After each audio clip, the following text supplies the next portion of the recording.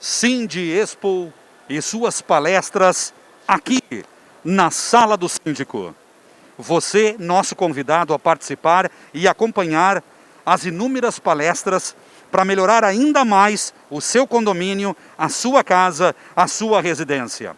Bons negócios nós vamos fechar e você estará conosco durante os 3 dias. Nesse momento, vamos ter uma palestra Conceito e suas tecnologias em condomínio, com a arquiteta Audrey Belo Ramos. Boa tarde, é tudo com você. Obrigada. Me chamo Audrey Belo Ramos, trabalho com arquitetura há muitos e muitos anos e de um tempo, vamos dizer, em torno de 12 anos, eu trabalho especificamente com arquitetura sustentável. Esse momento, então, cada vez mais a gente busca as novas tecnologias para um bem-estar e um mundo melhor. Então, eu fui convidada na Sindiexpo pela equipe da Conecta para fazermos um projeto Y-Design, que é estúdio de projetos de sustentabilidade, e esse projeto buscava ter um stand com as características de soluções sustentáveis.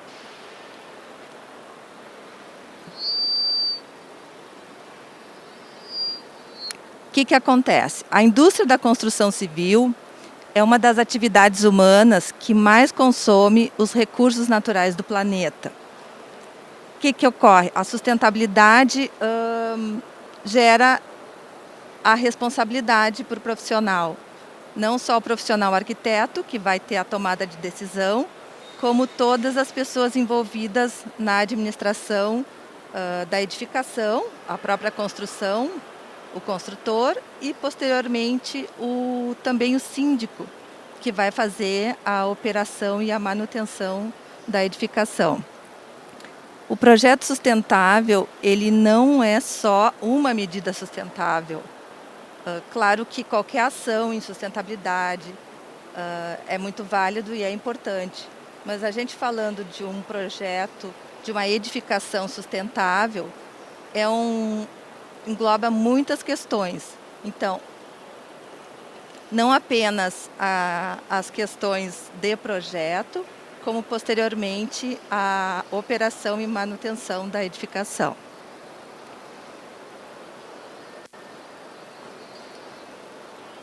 Por que construir sustentável? Isso é uma das coisas que eu mais repito e que mais vale a pena para entrar na mentalidade das pessoas. Vamos dizer que a construção civil ou a edificação, no momento que está sendo projetada e posteriormente construída, essa construção emite em torno de 35% de CO2 na atmosfera. A gente pode dizer também que existe um consumo de energia em torno de 20% a 50% do gasto, né, para executar aquela edificação. Se nós formos construir a edificação, também existe esse consumo de água. A construção convencional, ela gasta em torno de 40% a 50% de água. São parâmetros, né, um percentual, onde vai variar de acordo com a edificação, com certeza. Mas a parte de geração de resíduos na obra, também 50% a 80% de resíduos gerados. Isso considerando de outras questões. Tá, então, nós estamos falando de indústria da construção civil. Com certeza, outras indústrias também têm esse papel e essa responsabilidade nesses gastos de energia, água e geração de resíduos. Mas isso é muito forte, então, considerando que nós estamos envolvidos, né, nessa questão da obra e, posteriormente, administrar uma edificação.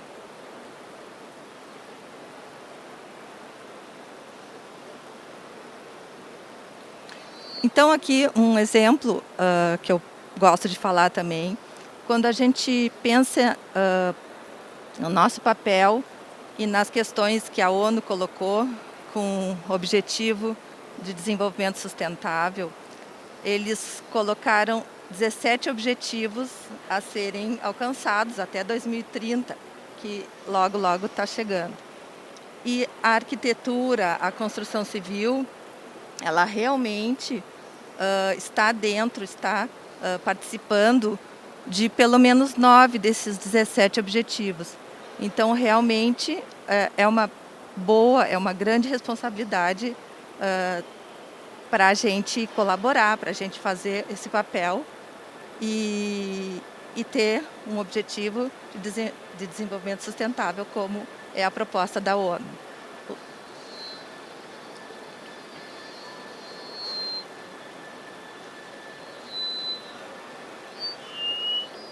A gente fala de parâmetros de sustentabilidade e o importante, além de fazer a ação em sustentabilidade, eu vou colocar algumas questões aqui baseadas no Green Building Council, que é um tipo de certificação com uma proposta de comparação, né, do que a gente desenvolveu no condomínio conceito. Então, na realidade, uma edificação, para ser considerada sustentável, ela tem que entrar em todas as categorias.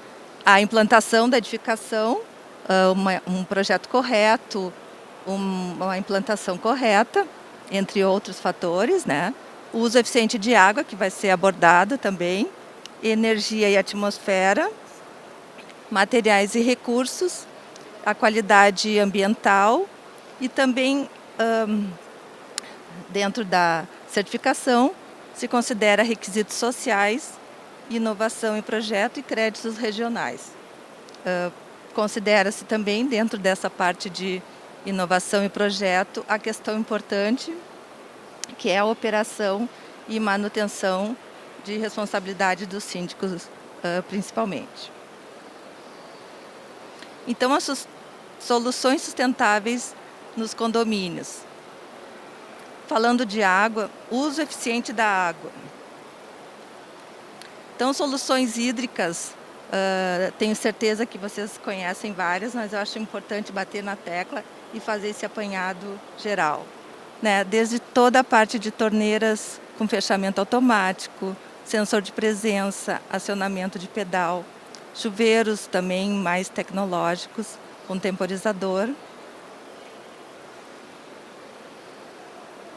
Toda a parte de bacia sanitária, a caixa acoplada, válvulas de ciclo seletivo, ciclo fixo, eventualmente, descarga com sensor e outros modelos e design de lavatório 2 em 1 também.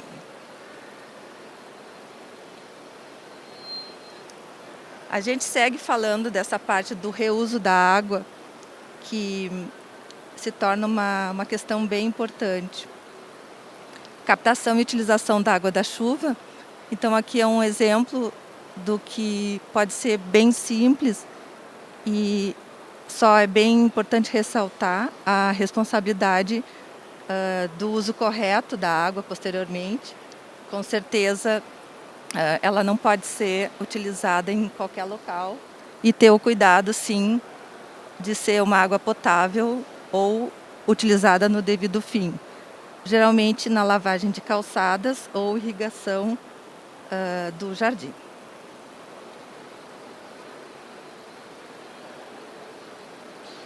Captação e utilização das águas cinzas. Isso sim requer um projeto bem detalhado, né, com um engenheiro da parte hidráulica e fazer o uso correto também da sua finalidade e uso específico. Sim, sempre dentro de normas técnicas. A irrigação, isso tudo a gente também sabe, já deve ser utilizado, mas vale ressaltar. A parte de gotejamento, aspersão, são 2 exemplos, mas podem ter outros sistemas também, e utilizar a automação, que eu vou comentar também no final. aquecimento solar, desde a parte de só com apoio elétrico ou apoio com gás também. E também, isso são só exemplos que tem várias opções de sistemas a serem utilizados. Quando a gente fala da edificação, a gente quer a eficiência energética e já pensa na questão de ar-condicionado, como eu vou ter o bem-estar, como eu vou estar utilizando o ambiente interno. Mas a gente tem que observar, e cabe ao arquiteto que está desenvolvendo o projeto, sim, cuidar de toda a parte de iluminação natural, ventilação, tanto observando verão e inverno, essa parte da implantação de projeto.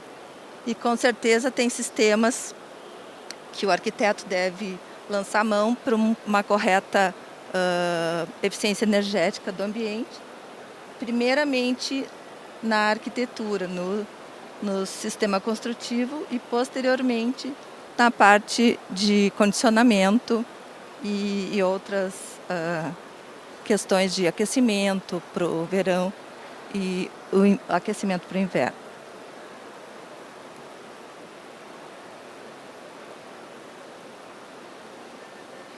Soluções elétricas, então, além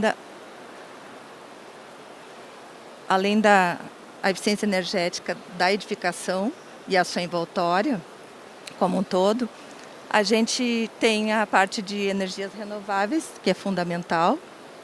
Nesse caso, eólica. É só um exemplo. E mais usual, as placas fotovoltaicas. A parte toda de energia fotovoltaica, ela vem de muito tempo já, mas ela está cada vez mais indo em questões bem importantes da arquitetura e da inovação.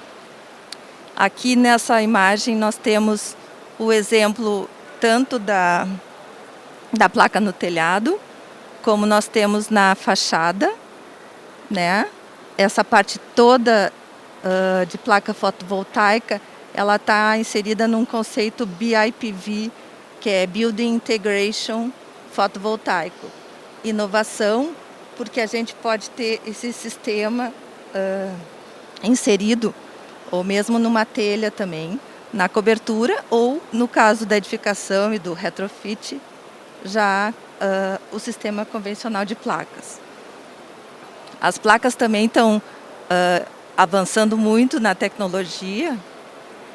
A gente percebe que logo a gente vai ter, isso já existe fora, mas estou falando no Brasil, a nossa janela de casa com o vidro já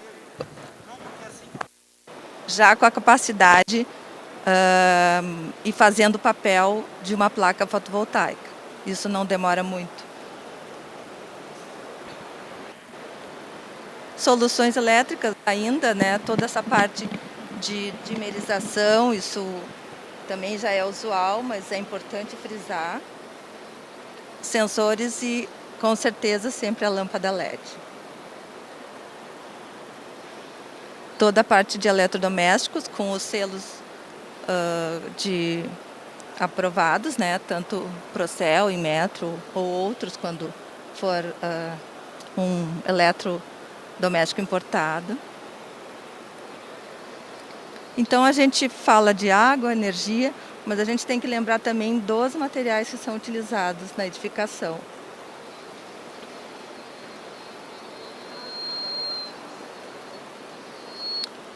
A parte toda de materiais é bem importante que seja material livre de composto orgânico volátil, o COV. Então nós temos exemplo aqui de tintas, são muitos materiais, mas eu vou colocar exemplo de tintas com pigmentos naturais, pode ser à base d'água, mas que seja observado os níveis de composto orgânico volátil. Então também N itens, né, da parte de pintura, de uma edificação e da manutenção posterior também. É importante ressaltar. Madeira certificada, isso também tem muitos selos e é fácil, cada vez tem mais opções de fornecedores que sigam essa parte importante de apresentar selo de certificação.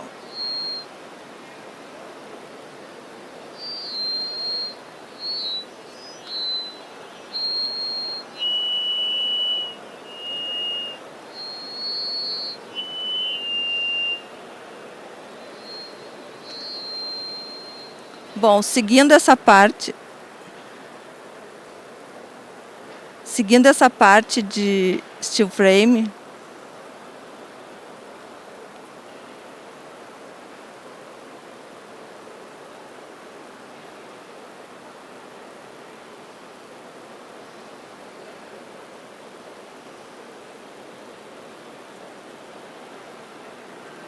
Diminuir um pouquinho o seu rádio. eu baixei. O máximo possível. Mas está ouvindo ainda? Será que Sim, ele sim, está? sim, sim. Então, lá não tem problema. Pode. Acho que ele corta. Oi. Alô?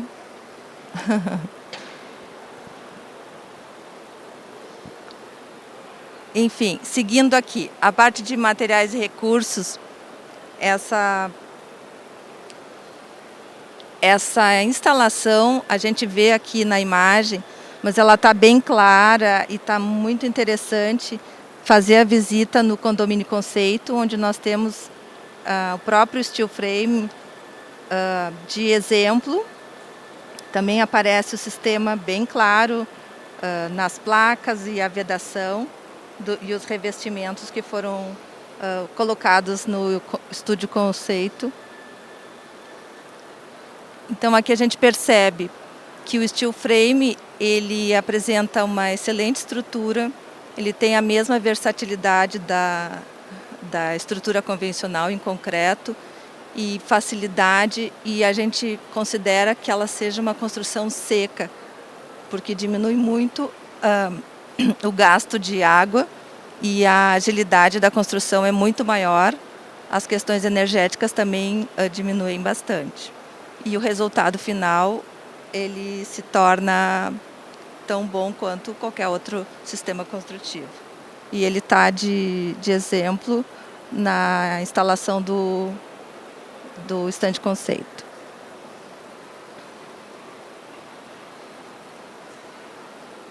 Também a gente tem como exemplo de redução de resíduos, quando a gente utiliza a proposta de casa container, também seguindo essa linha de uma construção ágil, rápida e com todas as características de conforto térmico, acústico que seja implementada.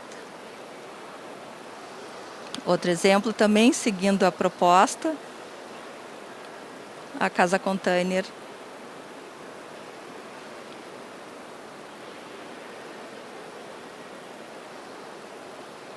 Então, a qualidade ambiental interna.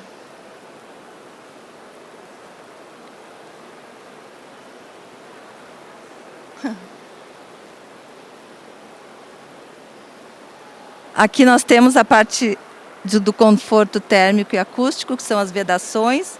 São alguns exemplos só. A questão do painel wall, telha sanduíche de cobertura. A telha pode ser utilizada como vedação de parede também.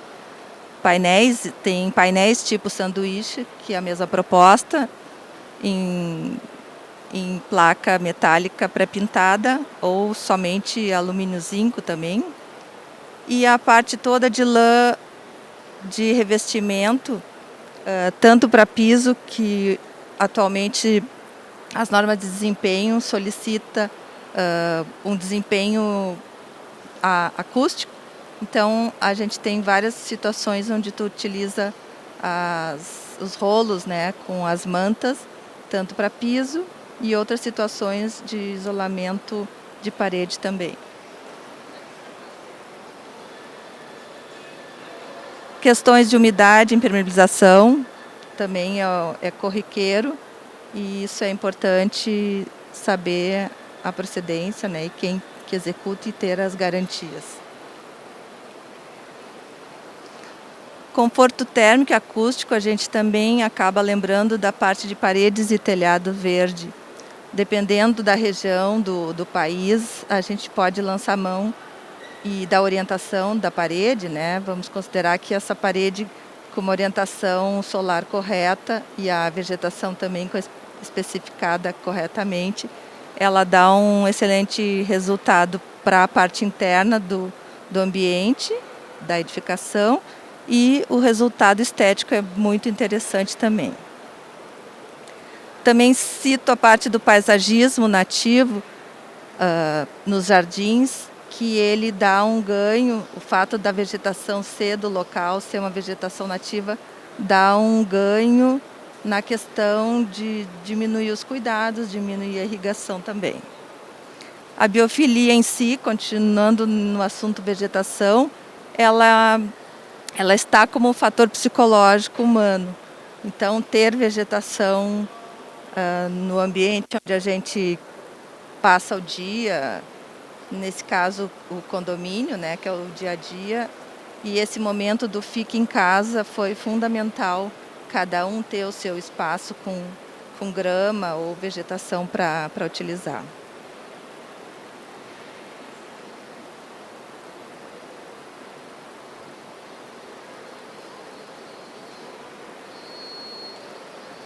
Bom, para finalizar então, essa questão da operação e manutenção, esse ponto é importante porque o síndico segue nessa responsabilidade.